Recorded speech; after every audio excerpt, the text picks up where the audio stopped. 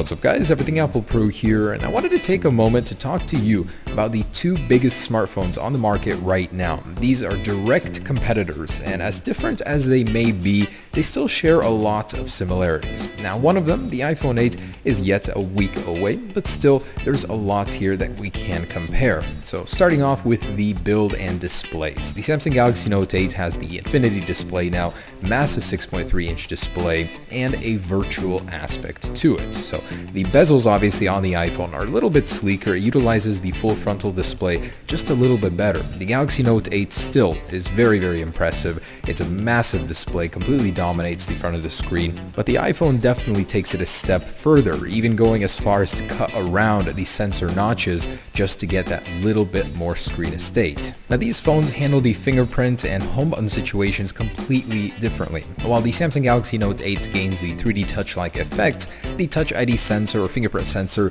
now goes on the back in a very inconvenient location. Apple saw this problem and they completely replaced it with Face ID as far as we know. The Galaxy Note 8 has iris scanning, the iPhone 8 will have facial recognition with 3D modeling, taking that a step further. In fact, it's 2 years ahead of the competition in that aspect. Now I have been using the Galaxy Note 8 for a good while now, and although it is a fantastic phone, for me personally there isn't enough to differentiate it from the Samsung Galaxy S8 and S8 Plus. The stylus is cool, but it's just not enough. While the iPhone 8 will be a completely new platform, something that Apple hasn't done before, this is a step in a completely new direction, so we're expecting a lot of change from this one. Both of these phones do have a very similar build. We've got glass on the front and back with a metal border. While the iPhone will have a stainless steel border, the Samsung Galaxy Note 8 has an aluminum one. Both do share wireless charging capabilities, while the iPhone is rated at half the charging speed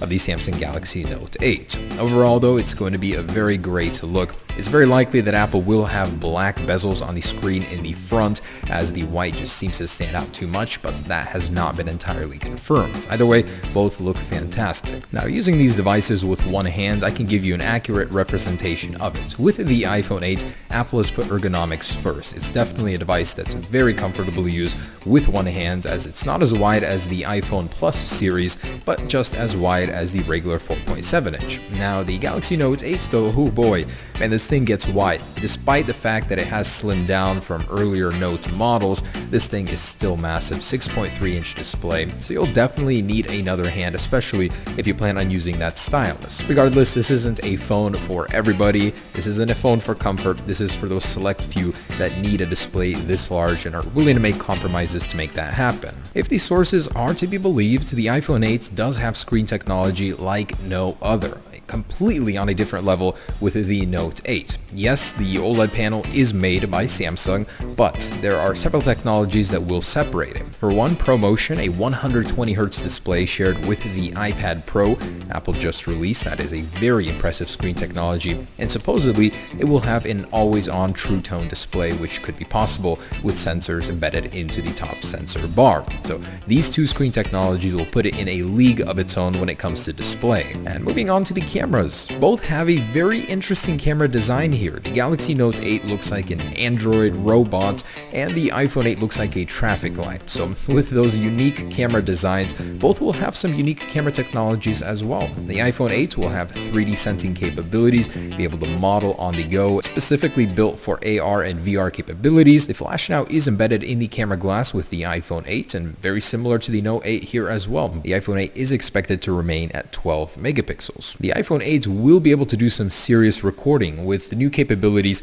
4K at 60 frames per second, and 1080 will get a new 240 frames per second slow motion mode. That is crazy. And some of the other stuff, the iPhone 8 is getting improved water resistance, which will now match the Note 8 at IP68 rating. It's getting a new copper gold color, blush gold. The Note 8 does also have a very nice color. My favorite personally is the orchid gray, and there is that jet black color as well on both. Now, the Note 8 does have expandable storage where the iPhone 8 doesn't, but the iPhone 8 will come with 512 gigabyte option. That is just ridiculous. Don't even know why you would need that much, but it'll be good to have. Now, the one level the Note 8 will not be able to compete with on the iPhone is the processor speed. In my speed test, the iPhone 7 Plus currently keeps up pace with the Note 8. The iPhone 8, it's transitioning to 10 nanometer processor structure, is going to completely crush it in my opinion. We'll definitely have to see, but man, what a tough battle between these phones. They're very similar in a way, very different in another. I just can't wait to get my hands on both of them and see how they compare.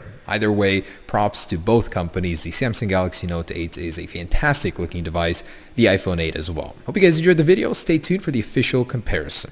Peace.